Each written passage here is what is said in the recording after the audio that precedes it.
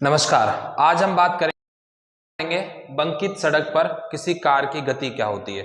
अब बंकित का मतलब समझना, आप लोगों ने देखा होगा कभी जब आप हाईवे से गुजरते हो तो वहां पे जो मोड़ होता है उस मोड़ को देखा होगा आपने, उसमें एक झुकाव होता है। इस तरीके से कहने का मतलब एक जो सिरा होता है कुछ ऊपर उठा होता है, एक थोड़ा नीचे होता है। उस झुकाव क्यों रखा जाता है? ताकि कोई जो वस्तु है उसकी अधिकतम वेग होने पर भी वो पलट नहीं खाए, वो पलटी नहीं खाए। इसलिए हम क्या करते हैं, उस सड़क को बंकित कर देते हैं। अब इस बंकित सड़क पर जो कार का वेग का जो व्यंजक है वो हम यहाँ पे प्राप्त करेंगे। सबसे पहले हमारी ये क्या है कि एक अपन ने घुमावदार कोई सड़क बना दी, इसको अपन बोलते हैं घुमावदार सड़क।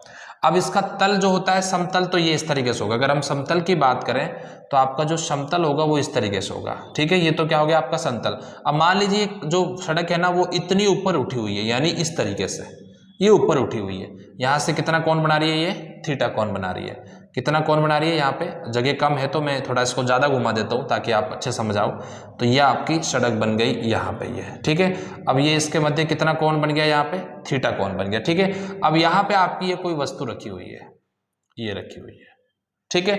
अब इस वस्तु का जो वेट होगा वो तो बिल्कुल नीचे की तरफ होता है, इसमें तो कोई दिक्कत ही नहीं है। क्या हो गया? W equals to M G. इसको क्या बोल देंगे? W is equals to M G. यानी हमारा इस वस्तु का द्रव्यमान m है तो इसका जो भार हो जाएगा वो क्या हो जाएगा? आपका mg हो जाएगा।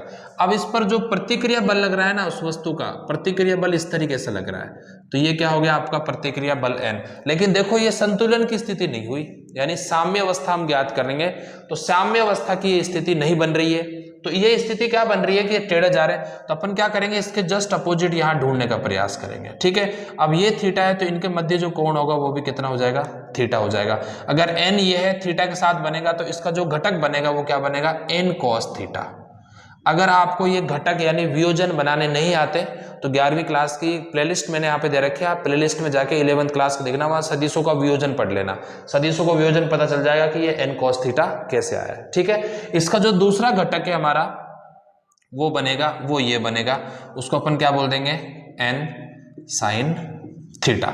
ये इसका दूसरा घटक, यानी एक घटक ये बन गया n का और n का दूसरा घटक क्या बन गया?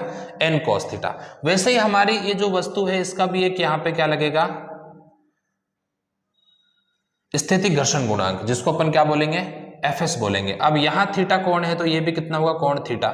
यानी Fs के साथ थीटा जुड़ा हुआ है तो यहाँ भी इसका घटक बनेगा, क्या बनेगा? Fs cos theta. यानी इस घटक में दो चीज आ गई, एक तो n cos थीटा आ गया और दूसरा क्या आ गया? Fs cos थीटा आ गया। इसमें कितने घटक आ गए? दो आ गए। एक तो आपका आ गया n cos थीटा, एक आ गया आपका Fs cos थीटा, ठीक है। इसका दूसरा घटक जो होगा वो इसके साथ बन जाएगा, तो वो क्या हो जाएगा आपका? Fs sin थीटा, ठीक है। अब साम्य अवस्था में देखना भाई, डायग्राम आपका कंप्लीट हो गया। साम्य अवस्था बहुत इंपॉर्टेंट है, यहाँ पे देखना तभी आपको समझ आएगा, नहीं आएगा वरना तो क्लियर दिक्कत नहीं आएगी। साम्य अवस्था में देखो, अब जो ऊपर है ना वो कौन है? n cos theta. तो n cos थीटा बराबर, ये किसके बराबर आ गया? इसके और इसके दोनों। भाई देखो इसके बटे में दो है आगे, इसके जो बराबर नीचे है ना उसमें दो चीजें फैक्टर आ गए, एक तो Fs sin थीटा, एक mg। तो अपनी ये किसके बराबर हो जाएगा? Fs sin theta plus mg, ठीक है। इसको थोड़ा सिंप्लीफाई करने के लिए हम क्या करते हैं, इसको इधर उठा के ले जाते हैं। ऐसा क्यों कर रहे हो सर? क्योंकि देखो इधर mg आ जाएगा, उधर दूसरा कोई आएगा उसको अपन कट कर लेंगे इजीली। तो इसको मैं देखो sin थीटा cos थीटा, इसको इधर ले जाता हूं, क्या बन जाएगा हमारा?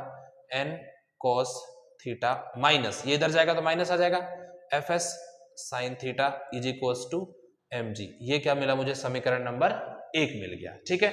आई थिंक ये बात आपको समझ आ गई होगी। मैंने कहा कि जो हमारा ये वाला घटक है वो क्या है? n cos थीटा, वो जस्ट अपोजिट के बराबर होगा और अपोजिट में दो है, एक नहीं दो है, तो दोनों आपस में क्या हो जाएंगे? जुड़ जाएंगे। तो दोनों आपस में जुड़ गए तो हमें ये मिला। अब इसको मैंने यहां इस तरह पक्षांतर कर दिया तो हमारा ये समीकरण प्राप्त हो गया, ठीक है। अब हम इधर की तरफ देखते हैं। देखो ये जो वस्तु है ना ये केंद्र की तरफ एक बल लगा रही है, और आपको पता है कि जब कोई वस्तु वृत्ताकार पथ पर घूमती है और केंद्र की ओर एक बल लगाती है तो उस बल को बोलते हैं अभिकेंद्रीय बल। क्या बोलते हैं उसको अपन? अभिकेंद्रीय बल। तो यहाँ पे अभिकेंद्रीय बल का काम कौन कर रहा है? n sin थीटा और Fs cos थीटा। तो अपन ये कह सकते हैं कि n sin theta plus Fs cos theta is equals to Fc। Fc होता है अभिकेंद्रीय बल, और Fc का वैल्यू भी हमें पता है क्या होता है? Fc इज इक्वल्स टू होता है mv square upon r। Last video में पढ़ा है, और अगर आपको ये नहीं पता तो आप प्लेलिस्ट में जाके वीडियो देख लेना, वहां पे भी आपको ये मिल जाएगी। ठीक है, इसकी वैल्यू यहां रख देते हैं तो समीकरण क्या मिलेगा, n sin theta plus F S cos theta is equals to mv square upon r। ये कौन सा मिला अपने को, समीकरण नंबर 2 मिला। मैंने कहा ना कि बराबर में देखो mg आ गया, बराबर में mv स्क्वायर आ गया, तो m से m कट जाएगा, इस तरीके से मैंने ऐसा लिखा है। तो अपन क्या करेंगे, समीकरण 2 में 1 का भाग देंगे भाई, 1 का भाग देने पर, तो समीकरण 2 में देंगे तो यहां लिखेंगे n sine theta plus F S cos theta is equals to mv square upon r upon, और यह आ जाएगा आपका n cos theta minus F S sine theta is equals to mg।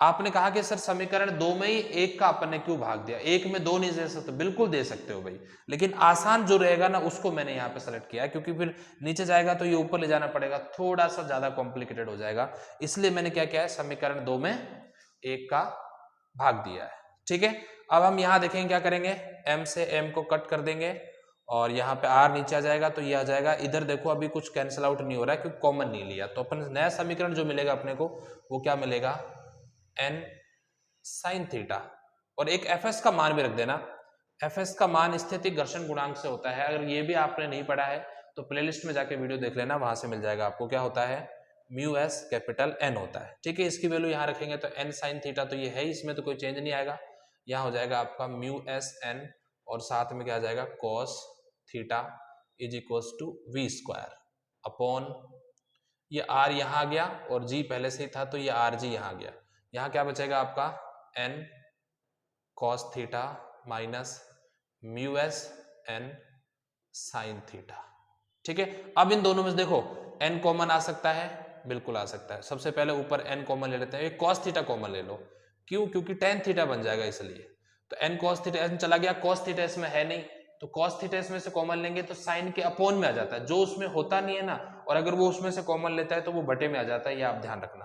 तो यहाँ क्या हो जाएगा, साइन थीटा बटे cos थीटा, उसके बाद अपन प्लस लगाएंगे, यहाँ म्यू एस बच गया, n चला गया, cos थीटा चला गया, तो क्या बचा आपका v स्क्वायर बटे, इधर भी वही n cos थीटा कॉमन ले लेंगे, तो यहाँ पे क्या बचा आपका 1 माइनस, यहाँ क्या बचा म्यू एस, n चला गया, साइन के साथ अपॉन में क्या जाएगा cos थीटा आ जाएगा। मैंने कहा ना कि जिसके साथ में नहीं होता और वहां से कॉमन लेना है तो अपन क्या कर देंगे, वहां से उसके अपॉन में लिख देते हैं, इज इक्वल्स टू क्या आ जाएगा rg। देखो n cos थीटा से n cos theta cancel, sine theta upon cos theta क्या हो गया ऊपर tan theta plus mu S is equals to V square upon, यहाँ क्या बचा 1 minus mu S tan theta is equals to rg। ठीक है, तो मैं इन दोनों को अपन अब ऐसे भी लिख सकते हैं क्या, अगर दोनों को लगाएं तो अपन ऐसे भी तो लिख सकते हैं इसको। ठीक है, अब इस rg को हटा के इधर ले जाओ तो क्या हो जाएगा हमारा rg, और यहाँ पे क्या बचा tan theta plus mu S upon 1 minus mu S tan theta is equals to V square, v को हटाओगे तो अंडर रूट आ जाएगा, यानी v अगर अपन लिखे यहाँ पे तो क्या हो जाएगा v is equals to under root, rg रहेगा ही, और यहाँ पे क्या आ जाएगा, इसको म्यू एस का चाहो तो पहले लिख सकते हो mu S plus tan theta, क्योंकि दोनों ही प्लस में है तो आगे पीछे करने में कोई दिक्कत है नहीं, अपॉन क्या आ जाएगा 1 minus mu S tan theta. तो ये क्या मिल गई आपको, बंकित सड़क पर कार की गति मिल गई, क्या मिल गई, बंकित सड़क पर कार की गति। तो ये आ गई आपकी बंकित सड़क पर अधिकतम गति, जिस पे अगर निकालनी हो तो इस सूत्र से निकाल सकते हैं, तो जिस पर वो क्या लिखा है, पलटी लिखा है, आप समझ गए। तो ये हो गई हमारी बंकित सड़क पर कार की गति।